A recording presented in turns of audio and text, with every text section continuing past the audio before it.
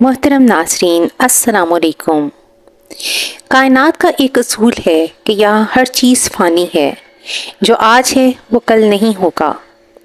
تبدیلی اور تغیر ہی کائنات کی حقیقت ہے۔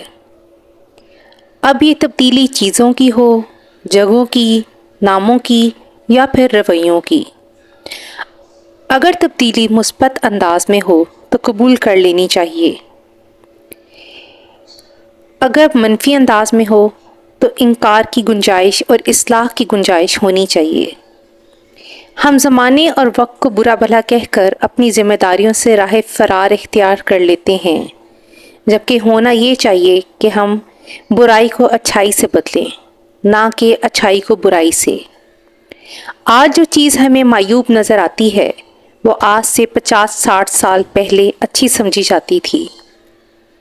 اب چاہے لباس ہو، خوراک ہو، ادب آداب ہوں، معاشرتی طور اتوار ہوں یا معاشی اور سیاسی معاملات، گزرتے وقت کے ساتھ ساتھ ہم اپنی اقدار اور روایات، اپنے افلاس کی بہادری، شجاعت، رہن سہن سب سے دور ہوتے جا رہے ہیں۔ گزرے زمانے پر نظر ڈالیں تو حیرت کے سمندر میں غوطہ زن ہو جاتے ہیں۔ حجاج بن یوسف کے زمانے میں لوگ صبح کو بیدار ہوتے اور جب ایک دوسرے سے ملاقات ہوتی تو یہ پوچھتے تھے کہ گزشتہ رات کون کون کافر قتل کیا گیا یا کس کس مجرم کو کوڑے لگے۔ ولید بن عبد المالک مال جائیداد اور عمارتوں کا شوقین تھا۔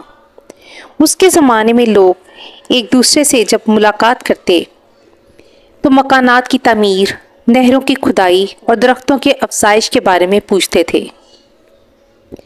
سلیمان بن عبد المالک کے دور میں جیسے وہ خود تھے کھانے پینے اور گانے بجانے کے شوقین، ان کے دور میں لوگ اچھے کھانے، رقص و سرور اور ناچنے والیوں کا ایک دوسرے سے پوچھتے تھے۔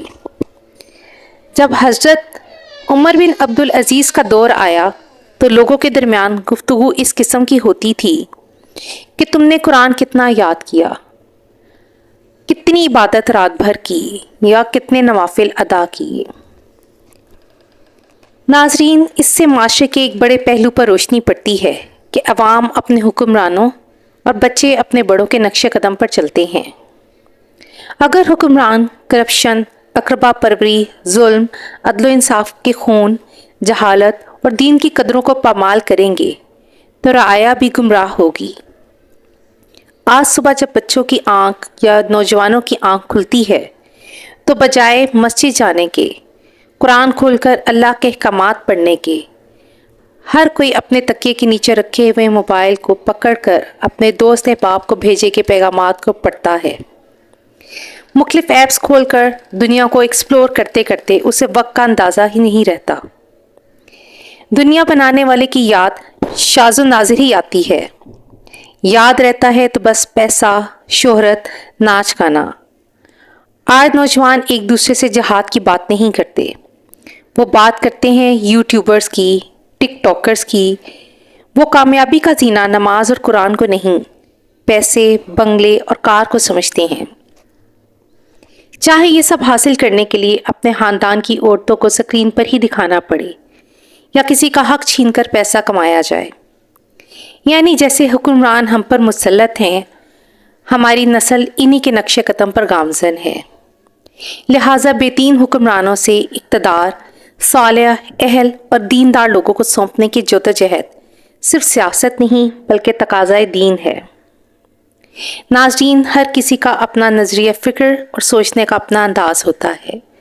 اگر میری باتوں سے کسی کی دل آزاری ہوئی ہو تو میں معذرت خواہ ہوں۔ اگر آپ کو میری یہ ویڈیو اور پیغام اچھا لگے تو میری ویڈیو کو لائک اور میرے چینل کو ضرور سبسکرائب کیجیے گا۔ اللہ حافظ۔